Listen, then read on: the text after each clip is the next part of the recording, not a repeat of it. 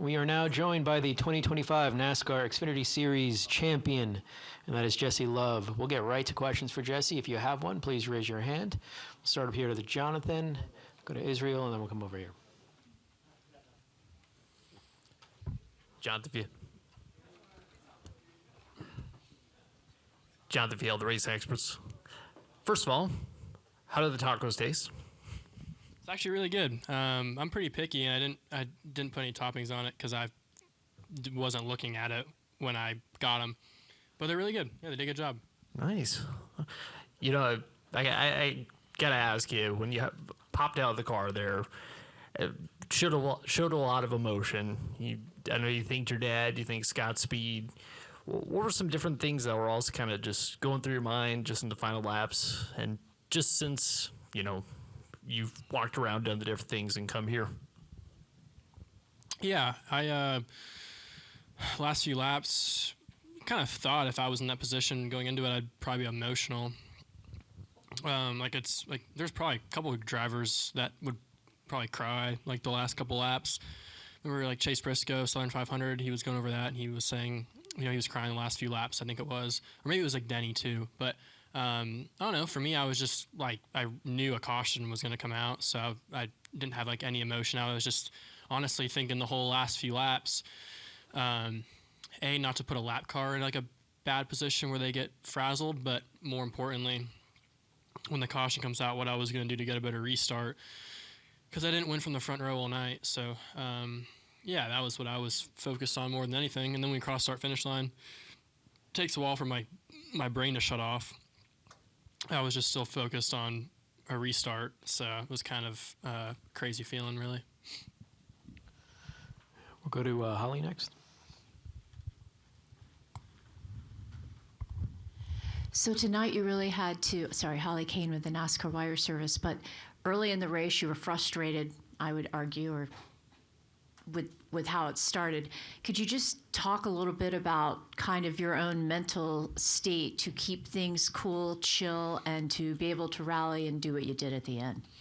Yeah, we were really bad the first stage. I think we fell all the way back to 12th, if you can believe it. Just had no drive, back was out of the racetrack. I didn't have the feel I needed. We obviously came here with a package that's supposed to be best at night when the lights turn on, and obviously that showed. But yeah, I just had my hands full. And all it was, we made, I think, 2 rounds down the track bar, and we kind of worked some of it back up throughout the night. So, yeah, we just had a really bad first stage. Not sure why. I think the real reason was I got trapped up top, and I was racing the 7 really hard and then the 19 really hard, and I was probably up top for like the first 20 laps of the race, and there's no rubber up there per se when you fire off in the race. You're the only car up there. So I just probably damn near quartered both right side tires, and that was probably the main reason why we struggled on the back half of the run. Oh, I definitely was like nervous because obviously at that point in the race, the 7 was like pretty lights out. 88 drove all the way away from me, and we were getting passed by people we weren't even in the same zip code of in practice. So yeah, it was definitely for me, I just knew we had to make a big swing at it. But it was also like sometimes when you're loose off, it's because you're tight in the center. So it's about figuring out like what is the actual like symptom you have to treat. And I just went my gut that I needed more drive and need to be tightened up, and it worked out. Go to Israel. Hello, Jesse. Over here. First of all, congratulations on your championship. Your championship has a lot of angles, but I want to focus on one in particular. I spoke to your mom in Spanish. We made an interview. You're technically the second NASCAR champion with Mexican blood. What does this mean to you in terms of achieving that Everybody's goal? Like, what? Everybody's so confused. Yeah, it feels great. For those that don't know, my mom was born and raised in Mexico City and lived there all the way until college. And yeah, I guess it is fitting that I'm eating tacos, right? But no, it is really cool. That's why it was super cool to go to Mexico this year and race. Hopefully we go back after next year. But yeah, that's definitely special for mostly for like I know how it makes my mom feel, how proud she is of that. My godmother, born and raised in Mexico as well. So again, 90% of the things I eat are Mexican. Whenever my mom is in the car with me, it's always like maña and Mexican songs. So it is cool to, carry two flags, I guess I could say. Yeah, she talked about hard work, sacrifices, and you being working hard for a lot of long time. So it's special, meaningful to you, right? Yeah, well, she's worked really hard too, and she's sacrificed even probably more than I have. So, my mom and my sister have both given up a lot for me to have the opportunity to race at this level. So, I appreciate that she says that, but she also deserves a lot of credit as well, and so does my dad. Come up here to Zach. Zach Sterniolo, NASCAR.com. Jesse, congratulations. Building off of that a little bit, you talked about your mom's role, your dad's role. What role did he play in helping you get to this point in your life? Well, the only person that's been with me through like every day of my life, and especially in the racing realm, is my dad. Right. I've had a lot of great people in my life along the way that have been there for parts of it, but only one guy's been there for all of it, and that's my dad. So I know how much he's sacrificed, how much he's had to dig deep to, help me and get me going. And I've, can talk about it for, a really long time, but I don't know. For me as an athlete, as a driver, it's sometimes you feel like the only way you can really say thank you is to, win. I'm not very good with probably appreciation sometimes. So, it's just a phenomenal feeling and a feeling of relief more than anything. And also, how is your relationship with Danny Stockman evolved since you first got into the RCR shop, and what is it like today to have? Was he tuned up in here when he was in here? Oh, yeah. Oh, yeah. Yeah. He's going to be a liability tonight. Man, Danny's like a brother to me. I feel like we're friends first and then crew chief driver second, which I've only had a couple times in my life. But yeah, Danny's great, man. He's he has the grit and the tenacity are his two biggest traits, and he expects a lot out of me, sometimes more than I can, give him from time to time. So yeah, Danny's pushed me to be a lot better. We've had really hard conversations and yelled and screamed and cussed and this and that and the other thing and said things and told each other things when we both didn't want to hear it, but we knew we both need to say it. So it's been a great relationship with him. He calls me like his kid. I feel like he's my brother. But again, like when you're really close to somebody, you want to perform, for them. You want to win for them too. I feel like that's a lot of my motivation every day is to get Danny Stockman another championship. It's my family, it's my sponsors, it's, my crew, my pit crew, all the people in Welcome. I never really think about myself on why I want to succeed. I wouldn't have much motivation if I was, kind of just focused on myself. Come up here to Bob.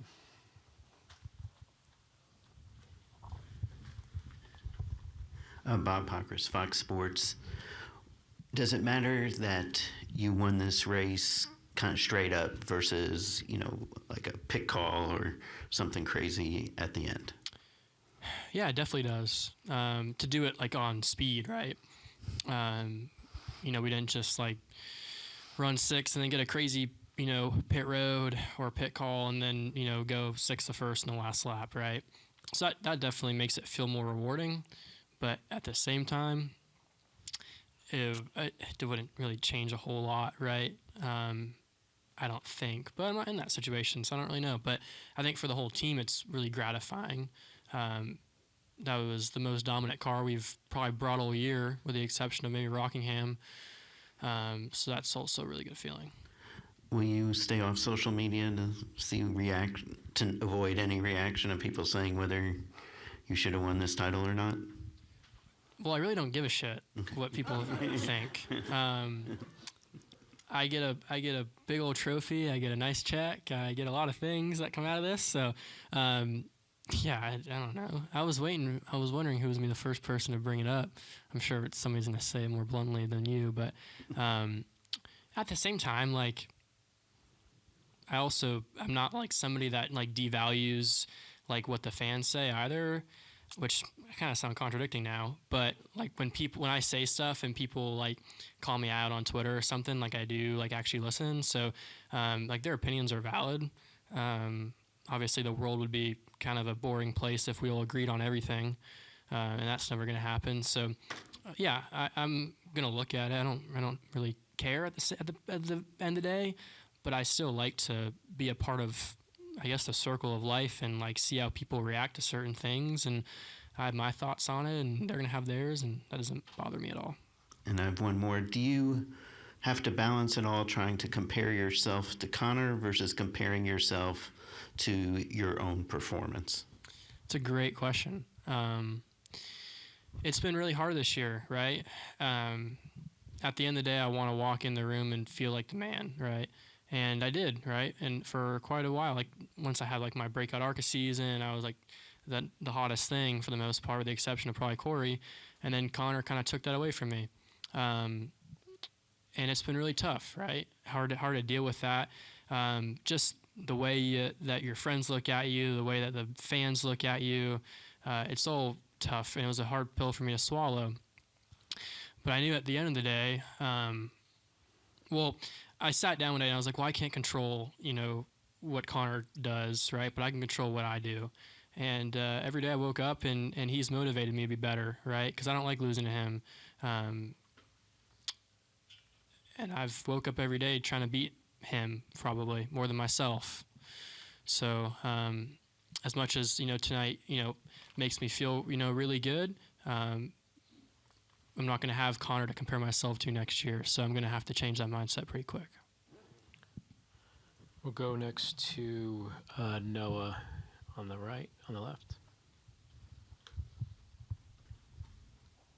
Noah Lewis, TSJ Sports. Jesse, it's funny, first off, that it's kind of like deja vu right now looking at you up there on the stage. Ironically enough, Mike Ford moderating your championship-winning press conference just a few years ago as an ARCA champion, and now you sit here as an Xfinity Series champion. First, would that kid that sat at that same spot have guessed that just a few years later you'd be sitting here again, Xfinity Series champion? I can tell you that kid then with all that confidence was definitely a believer.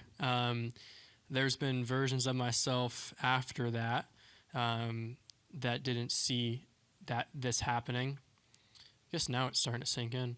But yeah, I just had to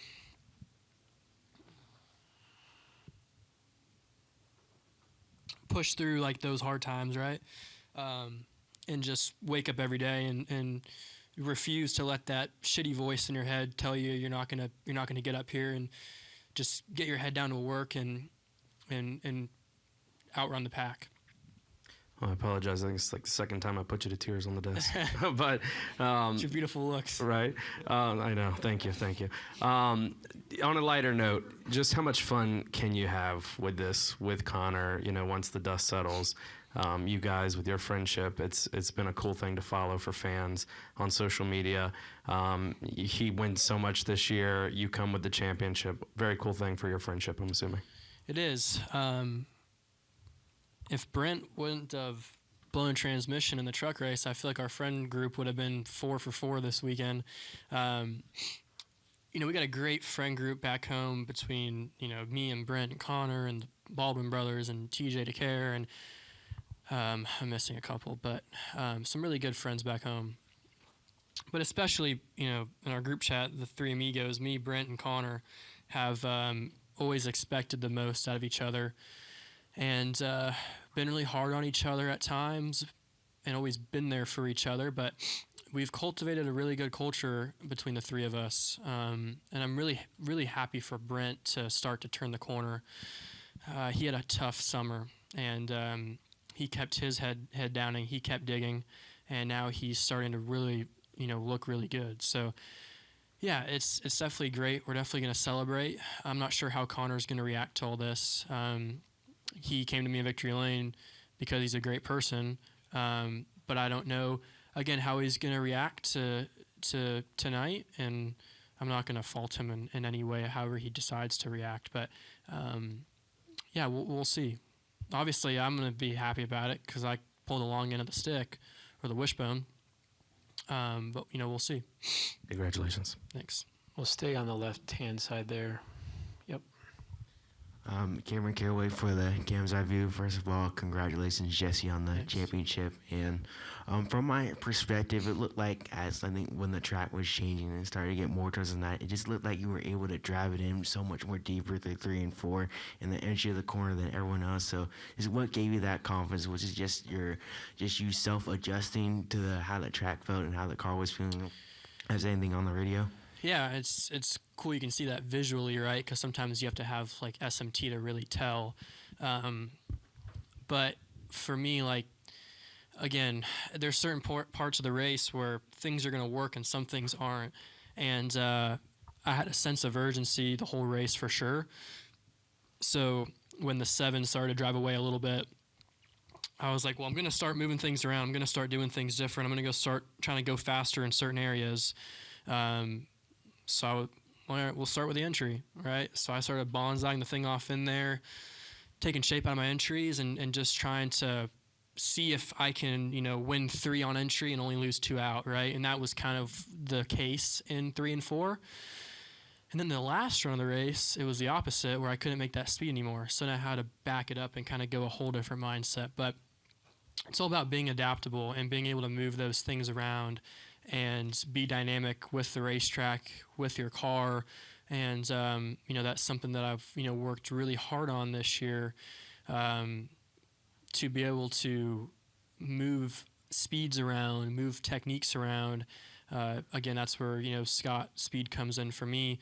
We've worked every day of the week from 6 a.m. to 12 p.m. on that right there, so that when I came into that, moment today, I knew exactly what to do and where to look for more. All right, we have time for 3 more. We're going to go to Cole, Dustin, and then wrap up with Andrew. Raise your hand, Cole. Cole Cusimano with the Arizona Republican Speed Freaks. Congrats, Jesse. On top of the speed, your pit crew was insane tonight. Final pit stop of the night, out first. I believe the broadcast said the first stop of the final stage, fastest stop of the season for a 4-tower stop. Just what can you say about their performance? That's what they said, I believe. You know what time it was? No? No, I don't have it on hand. It's okay. But all that said, what can you say about their performance, and do you have anything planned for them as far as like a gift or something to cap this season off in championship? Yeah, I think I know what they want. I'll keep it to myself for now, but yeah, they were just stupid good. I mean, like the first stop, we came in 6th and came out in the lead, and I was like, oh my God. Those guys just perform when the lights are the brightest. They thrive on it. It's the culture they've built. Ray Wright has built with all those guys, the camaraderie, and man, they've done a phenomenal job. So had some trouble with some pit crew stuff. For example, right now, Raider, my fuel guy, is getting surgery on his labrum. So we had Doug step in this week. And just goes to show how good our pit department is, RCR, how underrated they probably are at times, where we can pull somebody like Doug, put him in, and still bang him out. We got a new guy, too, our Jackman, Derby. I don't even know if he was really on like a good Cup car or good Xfinity car ever. And he stepped in a couple races ago, and we've been lights out with him as well. So, yeah, hats off to Ray Wright and everybody at the RCR pit department, and most importantly my guys who stepped up. And I try to get really close with them over the last 2 years, and they're just amazing. I'm sure they're being very responsible right now. Go to Dustin. Deslobino Jayski. Congrats, Jesse. A lot of times when a driver wins the Xfinity Championship, they have an opportunity to go to the Cup level, and I know you want to get there. But with coming back next year, returning to RCR, like, how do you want to represent this series? Yeah, that's a good point. I haven't really thought about that, but I'm the champion now, right? So, I'm going to try my best to do it like Justin has. Justin Allgaier is like such a phenomenal person, and he can compartmentalize it really well, where he can go be the hardest competitor on the racetrack and still get out of the car and be a phenomenal human being first. So I'd say I'm just going to try to be like Justin next year and represent the series like how he has. I learned a lot from him, and he's an amazing person, and I actually, like, you know, lean on him a lot more than people probably realize too. Even how to navigate the championship stuff this year. He's just a great person. So that's who's kind of going to be my probably example of who I want to be like next year. And we'll wrap it up. Except go back to back.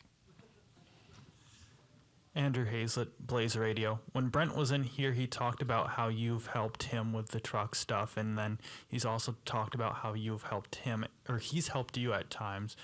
Can you just speak on that relationship? Yeah, I guess it is always like me and Connor, right? Because he's at this level and he's a superstar. You know, I look at it, you know, Connor's my best friend, but Brent's like my brother, right?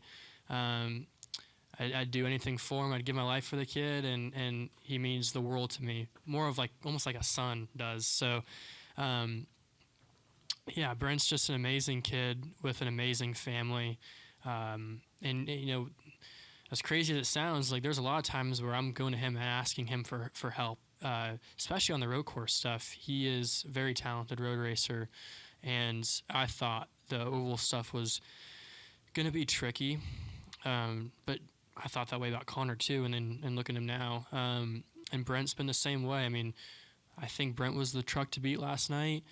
He almost won Martinsville and was probably the truck to beat there. Like, he's on a string of 3 races where he's almost dominated in the truck level. So, yeah, he's really talented, and it's really easy for him right now to get overshadowed by me and Connor because he's younger than we are and probably more quiet and reserved.